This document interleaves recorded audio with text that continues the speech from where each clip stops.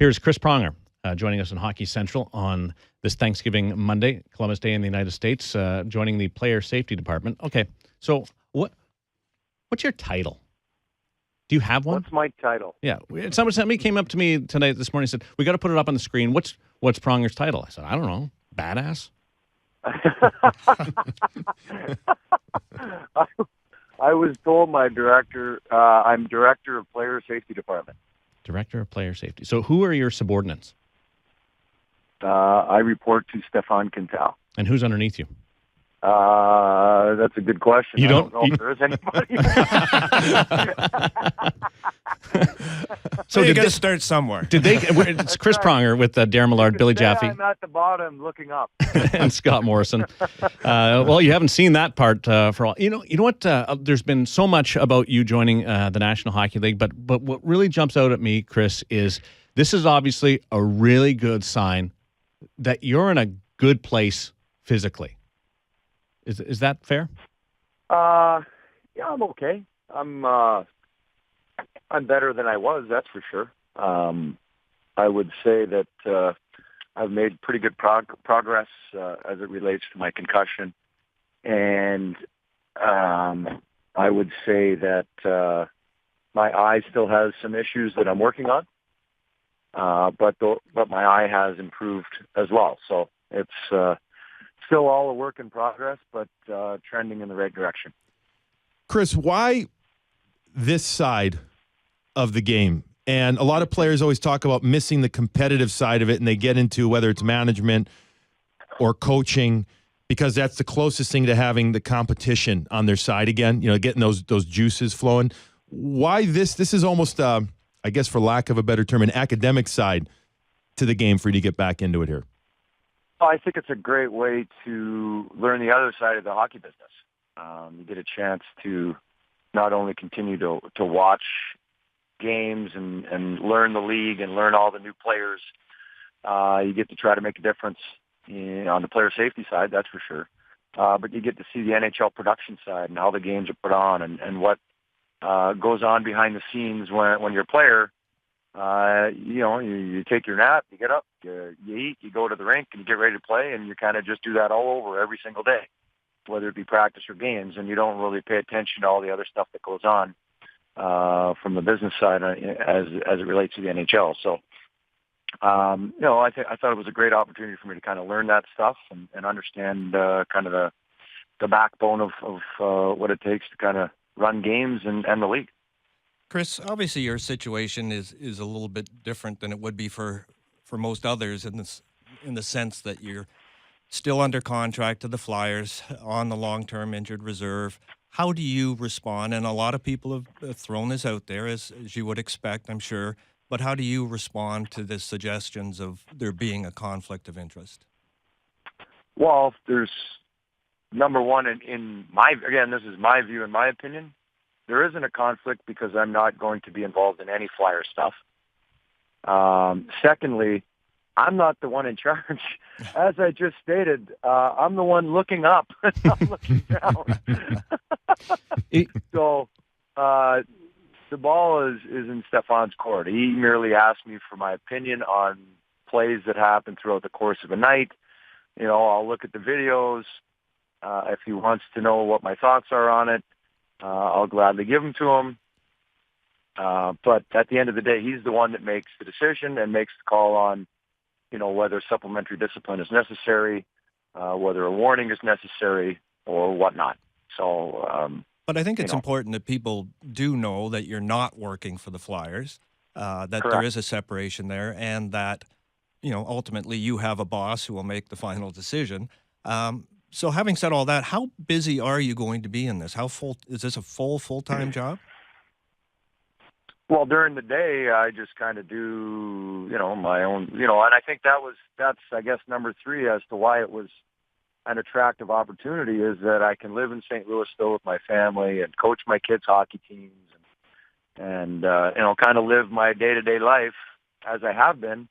And then at night, you're watching games, you're getting emailed video clips and, you're looking at them and I talked to Rob Blake about it. You go out for dinner with your wife or you go out for dinner, you bring your iPad you get an email with, a video clip that is a significant nature. You watch it. You take a 5-minute break from dinner.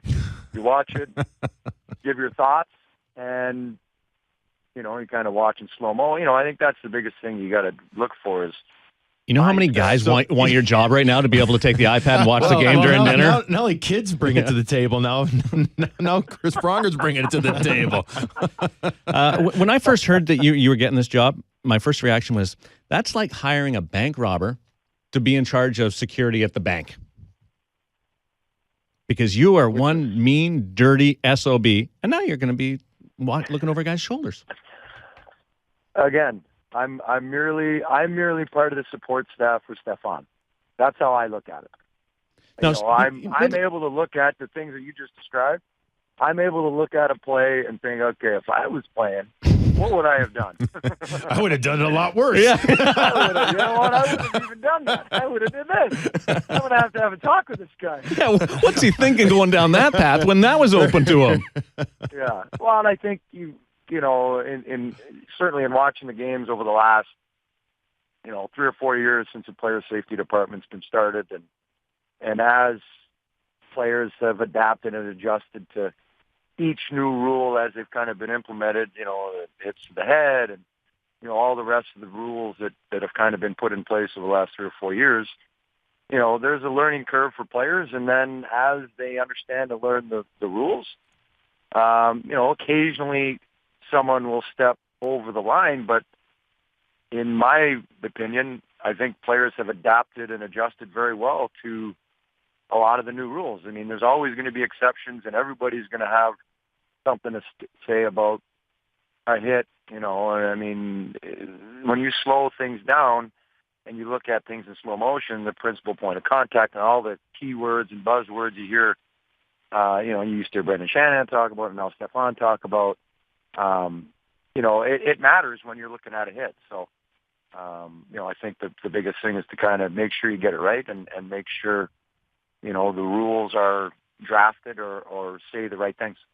With the Director of Player Safety, otherwise known as the intern around that department, Chris Pronger on Hockey Central at noon with Darren Millard, Billy Jaffe, and Scott Morrison. Do you get to do any videos? I believe Patrick Burke will be doing all the videos. Oh. In English.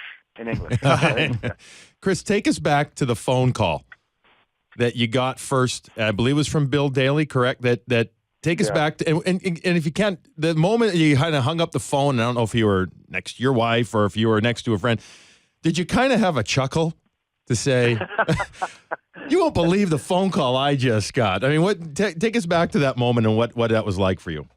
Yeah, no, you know what? It was after the draft this year. I'd obviously seen Bill a couple times at the draft the year before, and had a couple discussions about nothing related to the player safety department and more related to my situation. And then, got the phone call, and there was first a voicemail, then we traded phone calls, and we connected and we talked about it, and I got off the phone and immediately went to my wife and go, yeah, I think I might have just got a job offer. And she said, finally. Yes, thank God. Yeah, she goes, oh, so what are you going to do in Philly? I said, actually, it's not in Philly. She's like, oh, okay. What do you got to do? And I described it as gently as possible, and we both had a little laugh. And it was just a broad conversation. It wasn't a formal offer. It was just, hey, think about it. Do you have an interest? And then as they were still looking for Shanahan's replacement, who ultimately was Stefan Quintal. So once they had Stefan in place, then I got another phone call from Bill, a little bit more formally, and saying that they had a lot of interest, and Stefan was going to give me a call, but there's a lot of things we still had to work out to try to figure out if it was possible. I think it's a little scary that we have 2 defensemen running this department, though. The brains of the operation. What we do back there. What do you think of how the game is right now, played? It's different. It's changed even since you were... It has changed. That's what I was telling a lot of the guys in New York when I was there last week. It has changed over the last 3 years since I last played. I'm not going to say it's twice as fast because that would be really, really fast. But, I mean, it has gotten way faster in the 3 years that I have been out of the game. And, I mean, that's a good thing, but it's also a scary thing because things happen so fast on the ice. When you used to have a second to react, now you got a split second to react, and things happen.